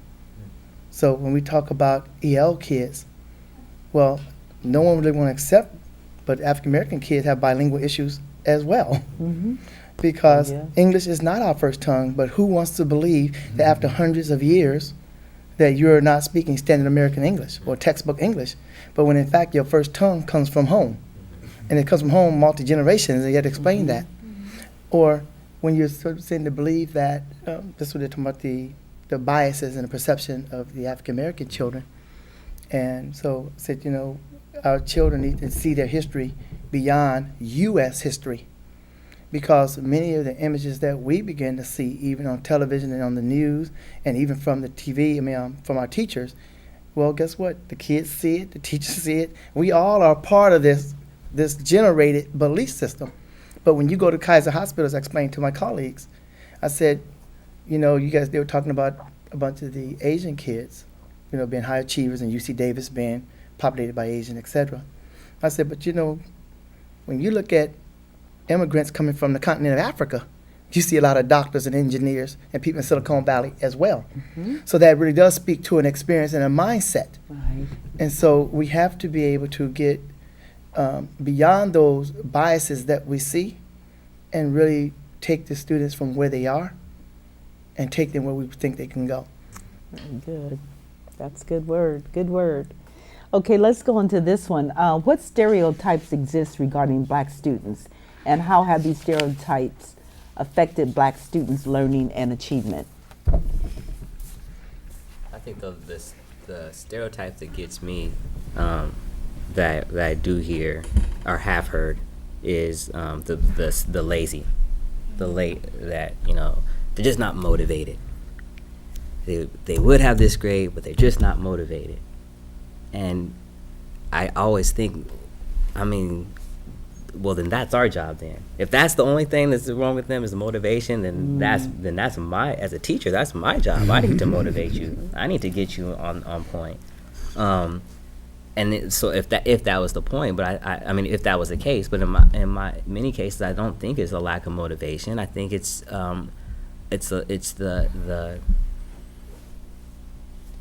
the years and years of what our system of academics, our school systems have set or have in place for African Americans have been continuously that they're the same. It's perpetual. It's year after year. You look at if you were to look at the scores, you would see that black students are here. The white schools are here. The black students are here, and it's over and over and over and over and over to the point where some of them, black kids are starting to believe that they're not as smart or they're not as good, and I know this for a fact, they don't understand the power of education. I was sat and talked to so many students say, hey, get your education, this is what you can do. This is the doors you can. This is the places you can go. It's remarkable, but it's so closed off, and because of years and years of failure in the school system, where the whole communities and generations of family have not experienced college or experienced higher learning or had conversations with others who have had positive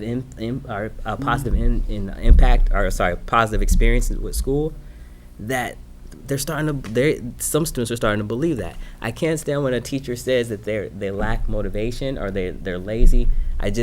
Without being reflective of what are we doing to make sure that our students have the same understanding and the same drive to get to where they need to go, because it's not them, it's us. It's us as a system that we aren't providing the right. We're not giving them the tools in place and giving them the right encouragement to get to where they need to go. I'd like to say that the stereotype that bothers me is the one that black children don't do well on U.S. standardized testing. And I spent many years in third grade, and I bought into testing. And I thought that principals needed those test scores, when I was there, and it was very important to me. And spent a lot of time at that period when it got to be test-taking time for test-taking strategies, but also taught it throughout the year. But once they learned that testing is a game, that testing is a strategy, testing is a gamble, testing is mathematics and all this kinds of, and you teach them the strategies, they're less bored, because it's a lot of documentation, it's a lot of paperwork, and they're thrown by it. Mm-hmm. And what I learned is every African American through my third grade class on testing did well if they took the test. Mm-hmm. So it wasn't, in other words, they looked at that and went, Mm-hmm. But the ones that actually sat there and you build the discipline over the months of being able to sit there and focus for that period of time, they did well. Absolutely. If they took the test. But it was the throwing up of hands that went, this is too much. The why, right? Why am I doing this? What is this gonna get? Where's this gonna get me? This is too much. This is gonna at some point, this book is thick. This is gonna get you somewhere. If you do the same way we look at it when we see all that paperwork, oh my God, but they're kids. Absolutely. And it makes sense. Like, that's too much. Absolutely. But if you could teach them over the months, that you can build that the same way they can sit in church. Yes. It's a strength to be able to be able to focus that long, a work ethic, and you can do it. I think one of the stereotypes that bothers me the most is the belief that particularly poor black students, but black students or black people in general or people of color in general have some single story, like it's a bunch of poor black kids that I'm teaching. They all have come, or they all have this single experience, and it's a phenomenon that I have observed in this country that tends to be placed on people of color, so that everybody that looks like this, if they're not white, they share a very, very similar set of experiences. Now, typically when we're talking about white people, you can have a bunch of poor white people, and the tendency isn't to say, oh, well, they all have experienced this. They might say, oh, well, maybe you just, lost your job in the economic downturn and you're just in this, just in recently. Maybe you have generational poverty. Maybe your great-grandfather, invented something. I mean, it could just be all along the spectrum. But when you're dealing with, I've seen when you're dealing with black students, particularly poor black students, it's like, oh, well, they've all had this. I was like, well, maybe not. It gets back to, well, you got to go to the house. You go to the house. Oh, I never even knew. Well, I know you didn't know, but it's like almost like that wasn't even a possibility that their mom graduated college. Like, I didn't even, well, why wouldn't it? Why would that not be a possibility for this student? Because of what you saw? So I think, the single story is something that bothers me every time, and sometimes it's expressed many different ways. It's not always expressed, well, all these students have the same thing, but it's kind of the reaction to this or the anticipation of what's going to happen. And that can shut things down right away and not open doors. So when you see that, you already have categorized it, and you have shut off any of the other possibilities on the reasons why what you're seeing or how you can deal with it or address it. I've heard, lack of intelligence. And what I have found is not anyone suffering lack of intelligence, is just delivery of the message. And how you spoke about motivating the student, and you make the subject matter interesting in a way that's not monologue, and in a way that you're thinking that you're at in a service where everything just is one tone. But you have to capture the student's attention, and you'll see how the light will just come on. I've seen that over and over again. When you relate something to them that they can identify, they will exceed and excel. Yes. Okay, well, we want to wrap this up with one final nugget from each of you. What teaching strategies and methods would you like to share with incoming first-year teachers that supports and promote instruction, performance, and achievement of black students? I would open up with this. One of my first experiences in teaching and feeling like a failure, year after year after year. And then I go back to a cooperating teacher, some advice that she had given me, and it took the third year for me to get it. A previous administrator said, inspect what you expect. I think that was Richard Owen who said it all the time. Inspect what you expect. And the teacher says, keep your own data. Because one time I was called to the carpet. The district was saying, know every child by name. And so they come in and, Mr. Miles, what's going on with Jerome? And I said, Jerome, I really don't know what's going on with him because this is not what I expected on the test. Well, is he getting RSP services? Has an IEP been done? Well, I really don't think this needs to be done. Well, I had no data. I had to bring my inspect what I expect. So when I expect him to do some writing, I had to bring my writing to show that this writing was inconsistent with how he performed on the test. Maybe he didn't feel like taking it. So the first thing I say is get your own data. Because again, I had another kid that didn't measure on a 5th grade test, but he couldn't even read on the 1st grade level. So no way he's going to even register on the 5th grade test. But I had to have data to show where he was and how far he's grown, even though it's only the 2nd grade in the 5th grade. This whole thing about efficacy, know it understand it.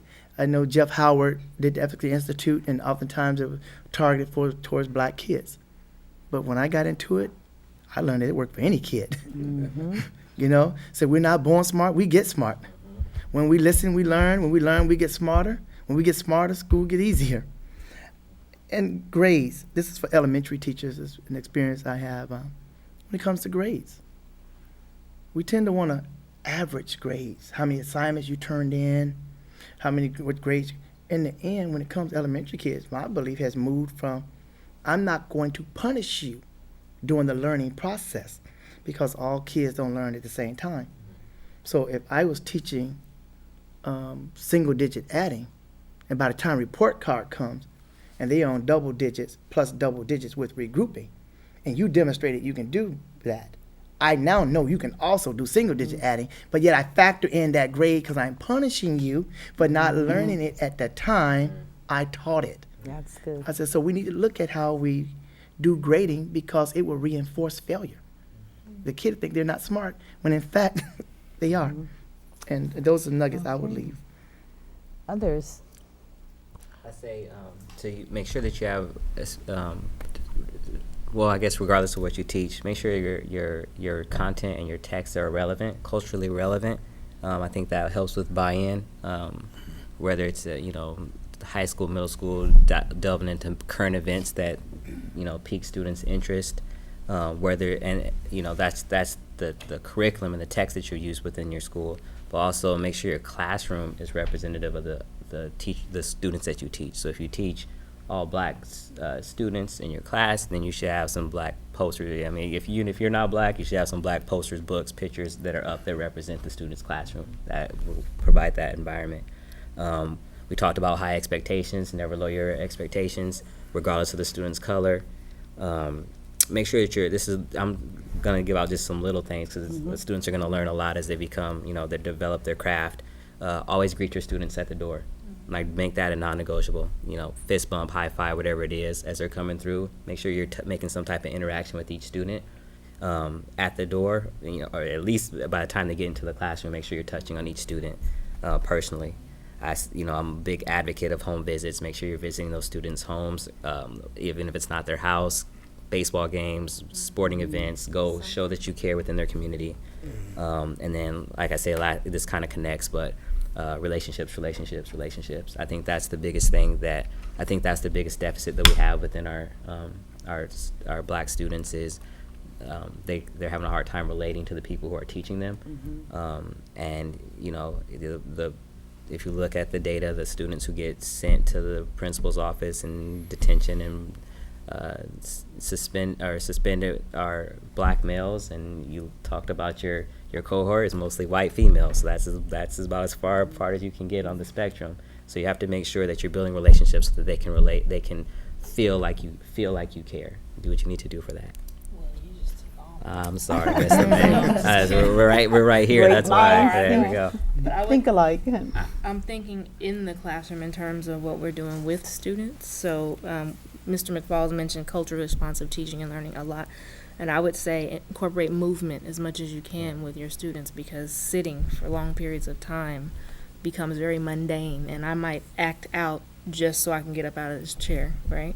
So incorporate movement, talking in terms of structured interactions. Let our students have a voice and have a say and talk to each other and bounce ideas off each other and learn how to agree and disagree. I would also advise keep your power. And by that I mean, really the kids shouldn't be in the office, because unless they've stabbed somebody, as Mr. Jones said earlier, there shouldn't be a problem that comes up in that classroom that you, the professional, cannot mediate in some way. Administrators love that, by the way. Do Oh, Administrators love when you keep your power. You Yeah. keep your power. Keep it, because every time you send the kid out, go to the office. Every time you mediate something with one of my students, I've given you my power. And now Johnny don't care, Yeah, absolutely. And along those same lines, keep kids in class. If they're not in class, they're not learning, and that's what they're there for, is to learn. So if they're acting in a way that you feel like, oh, I just want you out of here, but they haven't stabbed anybody, then they should be in class, and you as the professional are figuring out how to mediate this situation. So keep your power, keep them in class, let them move, and let them interact. I think. Oh, go ahead. I think one thing, all the things that have been shared are great. And there's probably a million more. One thing that I would throw in, and I think it was mentioned by somebody on the panel before, but code switching. So understand what it is and teach it. And the kind of crux of code switching means that a behavior that's appropriate in one setting may not be appropriate in another, but the behavior in and of itself isn't necessarily right or wrong. It's just there are certain places for it. And oftentimes, when we're talking about children of color, when we're talking about black children, somebody mentioned that they're bilingual. Oftentimes, they're bicultural, and they have to learn that. Now, my parents specifically taught this to me. And I remember when I was in elementary school, there was a situation where the teacher was teaching, and they were talking about some discussion or words you should use, and the teacher had said that this word is not a word that you should use, ever. And I'm thinking, well, geez, my dad and my mom and my uncle, my grandfather, my grandma, my cousins, everybody in my family says that. And so, now luckily, oftentimes in elementary school, I learned in spite of what was going on at school. Like my parents, like I mentioned before, were going to will me to be a successful student. So, I was able to get through that. But had I not had support, I might have just, that could have changed my total outlook on school. So oftentimes as a teacher, you can say, look, that behavior that you just expressed, the actions that you just did, is not appropriate for this setting. And how do I know that? Because I'm a professional. This is my job to know what's successful in this setting. But do not be careful of how you package your message, because if it's received as that behavior is bad, now you've ruined the relationship, because the student is saying, well, what are you talking about? This is something that's important to me. This is something that in many cases is survival for me. I have to do this, otherwise I will not make it. I would not have made it. And I have, furthermore, might have been instructed by the people that I love outside of this institution to do that. So being careful when you are seeing or you are interacting with students who are not meeting your expectation, to not put the emphasis or the focus on the behavior, but put the emphasis and the focus on, in this setting. And stick to what you know.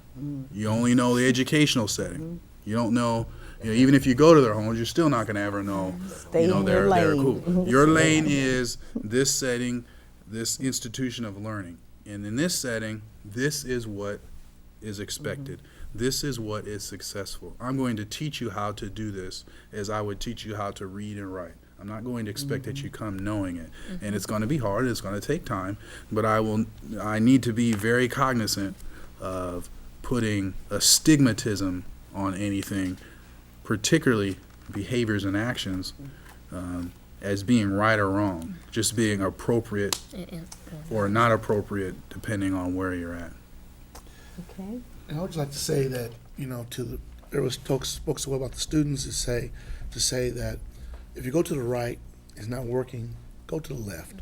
Continue to challenge yourself as an instructor. Continue to challenge yourself to be confident in what you're teaching, know the material, figure out creative ways to relay it to your students, make it interesting, make it fun, and see what happens there. But if you're going to the right, not working, go to the left sometime. It's okay to change up, flip the script, so to say. Okay, well, I want to thank you all for sharing in this opportunity to engage and empower first-year students. I think they will greatly benefit from the discussion that we've had here. And again, as mentioned before, because of your diversity, your background, and your genuine concern for teaching all children, regardless of their backgrounds or how they come to you. So thank you so much, and look forward to continuing the dialogue. Thank you. Thank you. All right.